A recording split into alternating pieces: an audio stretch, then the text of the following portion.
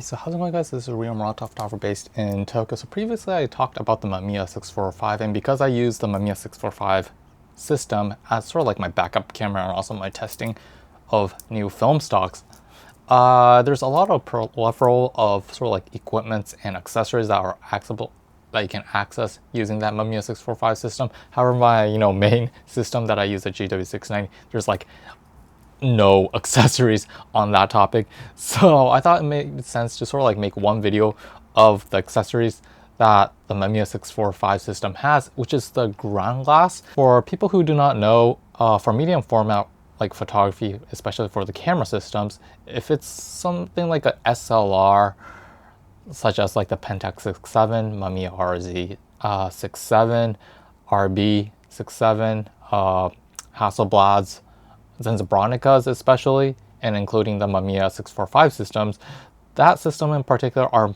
modular, meaning that you can basically, modify the sort of like the camera system to your likings, such as you can change the pentaprism, you can change the lenses, you can change the backs and stuff like that. And the Mamiya 645 Pro and also the Super and also the, I guess, 1000S share this sort of like commonality that you can basically change the ground glass of the camera. And unlike the Nikon F3 that I use as my sort of like main thumb 35mm format, which you can basically easily remove the ground glass from the top of the pentaprism, actually, the Mamiya 645, I thought it made sense to make a video on it because the way you have to remove it is really unique, and I thought it would be nice to sort of like share it with you guys. Okay, so for people who do not know, a ground glass is a piece of flat glass that sits in between the pentaprism and the, I guess, the mirror itself of the camera. And a background story or background information: when the light passes through the lens, it basically hits the mirror and shoots the image upwards towards the ground glass. And when you obviously look at the ground glass itself, you get a super inverted look. The right and left is completely flipped, and similar to shooting by 4x5 and 8x10. And it was, in a sense, how photographers back in the days tried to focus on their subject. And once it passes through the focusing glass, or that's what we call it, or the ground glass, it goes through the pentaprism, which basically inverts it again to be exactly what we see with my 4 eyes. So long story short, a ground glass is basically a piece of sort of like a glass that basically a lot of people use to focus correctly on their subject.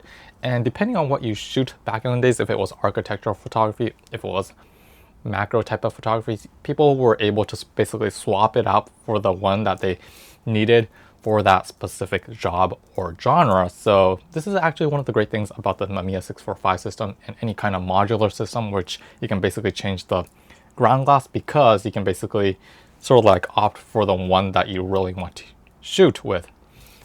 Before diving in, I basically purchased sort of like a ground glass set, which a person was basically selling a box with a ground glass with a specific tool needed to remove it from the Mamiya 645, which I will dive into.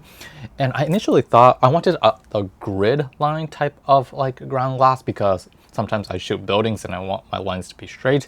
But I think I got scammed in this sort of like event where I initially thought it was grid lines, but it was basically a sort of like a micro prism on B, if I'm right, which was exactly the same one that came with my Mamiya 645. So basically I got two Mamiya 645 ground glass, exactly the same one. But for the education and also passing the information for you guys, I will be sort of like displaying how to sort of like remove it from the Mamiya 645, because the way you sort of like remove the ground glass from the Mamiya 645 is a little bit different from the Nikon F3 that I use. And for people who do not know, Nikon F3's ground glass, you can basically remove it after you remove the pentaprism, and you can basically swap it out without using any kind of tools. However, for the Mamiya 645 specifically, there is a routine or a way of doing it, and it's not that easy, unfortunately.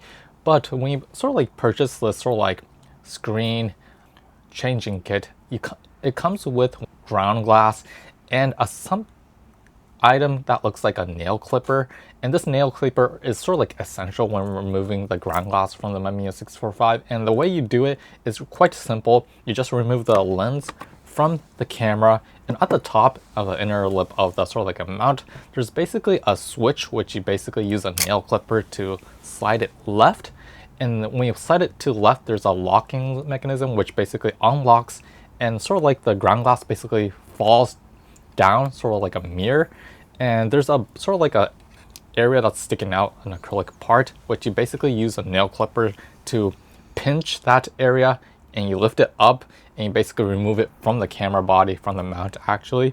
And that's actually how you sort of like remove the ground glass from the sort of like the Mamiya 645. And then you basically do the opposite procedure. You basically use the nail clippers to sort of like hold the sort of like the lip of the ground glass, and you basically stick it into this sort of like frame within that part that basically dropped lower.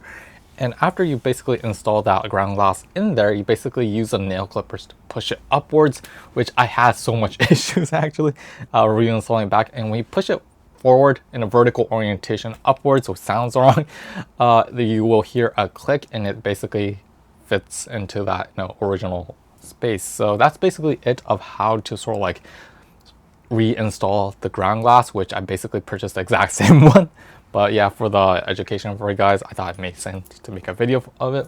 I completely forgot about the box itself, but when you purchase some kind of like focusing screen box, it comes with that nail clipper, and it also comes with a really nice sort of like instruction manual, which is in both Japanese and English. So and within this sort of like paper right here, I will stick in a BTS for you guys, that if I'm right, 1, 2, 3, 4, 5, 6. There's 6 varieties of the focusing screen, aka the ground glass, that you can basically choose if you can find it somewhere on an auction site or some kind of Craigslist type of site. Like I said, I originally had the Type B split, which I purchased another one. I honestly wanted the Type A4, which is basically the grid lines, which is everything is like matte. There's a Fresnel lens in the middle, and if I'm right, I think it's easier to focus using the grid lines instead of the split because I wear glasses. So yeah, that's actually it. And if you do macro type of photography, there's a Type E and a Type E2, if I'm right, which you can basically sort of like focus really intricately using a macro lens. So yeah, that actually exists. Okay, that's basically it on my video of talking about the ground glass or focusing glass of the Mamiya 645 Pro and the Super, which you can basically use vice versa. However, this is like the most important part of this video. But previously I used the Mamiya 645 1000S, and people do not know that the ground glass, aka focusing glass for the 1000S and the Pro or Super are completely different. So if you purchase the 1000S version of the ground glass, that will never fit in the Pro. This is like a really cautious area to keep in mind. And the other way is also true. If you purchase the Pro version or the Super version of the ground glass focusing glass of the Mamiya 645, you cannot use that in the what we call the 1000S. So that's actually one reminder to most people who are thinking of getting a new ground glass for their Mamiya 645. And that's basically on my coverage, sort of like talking about the sort of like the fundamentals of like changing the ground glass, aka the focusing glass of the Mamiya 645, because it is a unique way of removing, and although it takes a little bit more time compared to a typical what you call the Nikon's like F3's type of sort of like ground glass procedure, this is something worth mentioning. So yeah, I hope you guys enjoyed this video, found it informative, and yeah, we'll see you next time. Peace out.